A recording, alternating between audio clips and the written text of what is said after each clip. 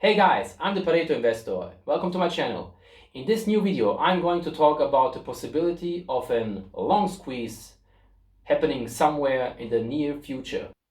With the markets approaching new all-time highs, or in the case of the Dow Jones Industrial, even crushing them by reaching 30,045 points on November the 24th.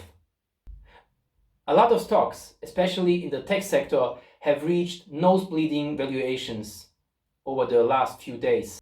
Tesla's market cap has reached to over $555 billion, which for me as a long-term Tesla investor is great news, obviously. This whole EV surge has caused a ripple effect on smaller companies that now see their prices explode without any rational reason.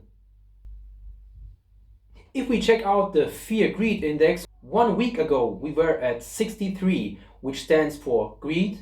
1 month ago we were at 35, which is fear. And 1 year ago we were at 78, which is extreme greed. In 2020, many new investors and traders with no experience in the markets whatsoever have thrown their life savings or the stimulus check money into the markets because stocks go always up, right? Until they don't. The problem with the rally that we have experienced so far this year is that the retail investors, the Robinhood investors, they feel like geniuses because no matter where they put their money, everything goes up, right? And when a correction comes, and it will come most likely, they will experience the other side of the market, which of course can be brutal. As an experienced investor or trader, you learn to handle your emotions over the time, which is something that new traders and investors have to learn yet. I'm sure you are familiar with the term short squeeze, which is a short seller betting on falling prices.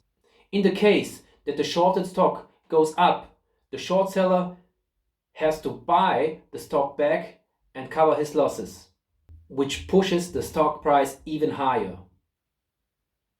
In a short squeeze, the short seller has the obligation to settle with the promised share.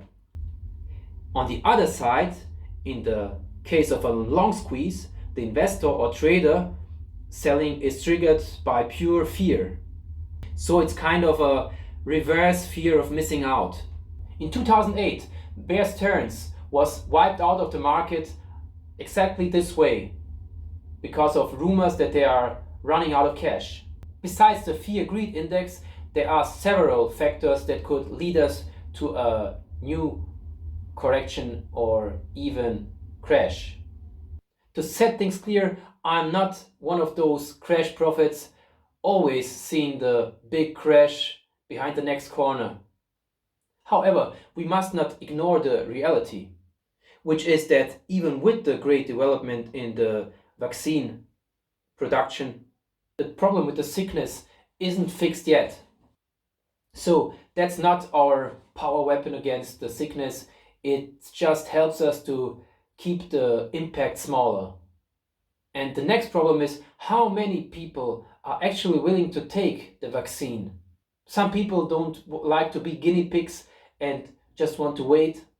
And then we have the zombie companies which are held alive by the Fed, and the impact of those companies going bankrupt, most likely in the first quarter of 2021, has yet to be priced into the stock market. And then we have the consumer spending problem.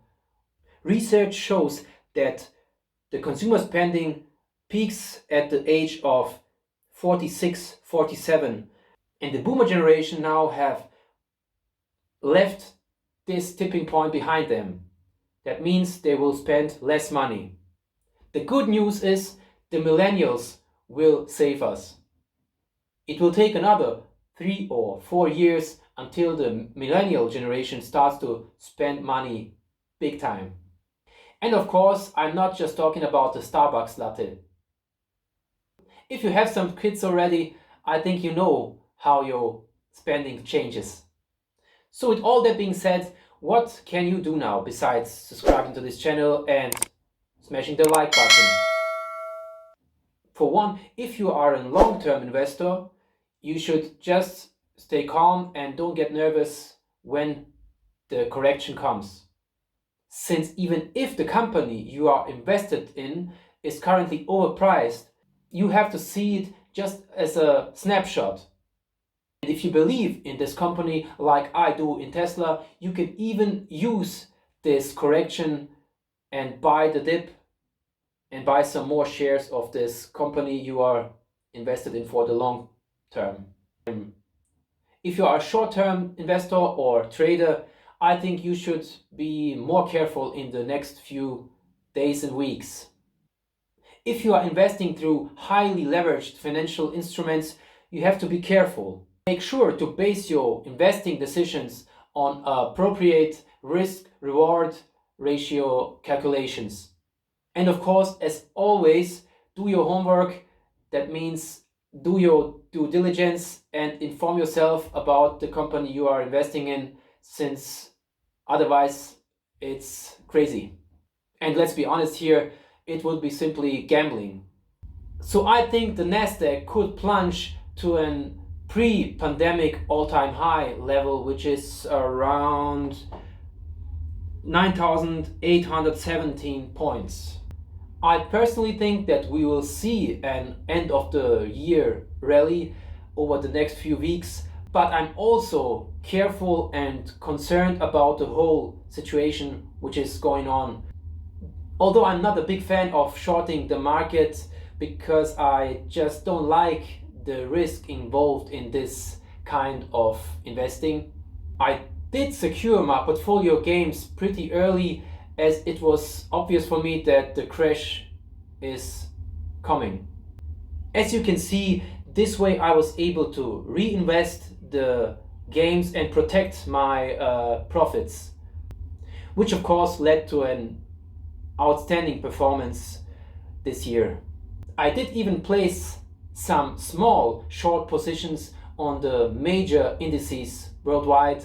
Like I just explained, the crash for me was just obvious. But please be careful with shorting stocks and the overall market, because the upside, if the stocks or the market falls, is limited, and the downside, if the market moves against you, is unlimited. You can basically lose a lot of money.